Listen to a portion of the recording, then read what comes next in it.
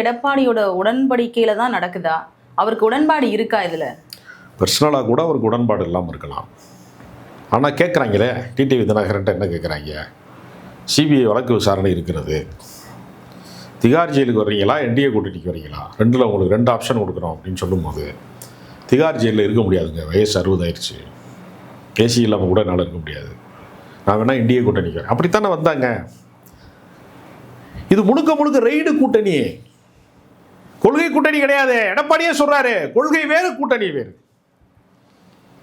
கொள்கை வேற கூட்டணி வேறுன்னு சொல்றாரு, வெளிப்படையாக சொல்றாரு. அப்படின்னா என்ன அர்த்தம்னா இது கொள்கையற்ற கூட்டணிங்கிறாரு. அப்படி பார்த்தா இப்ப டிவிகே விஜயும் வந்துட்டு நான் கூட்டணிக்குள்ள கூப்பிட்டாங்க, அவர் வரலையே. அது காரணம் என்ன? ஒரு உரைக்குள்ளே 2 கத்தி இருக்க முடியாதுன்னு சொல்லுவாங்க, 2 போர்வால் ஒரு உரைக்குள்ள இருக்க முடியாதுப்பாங்க. அது மாதிரி தான் அது.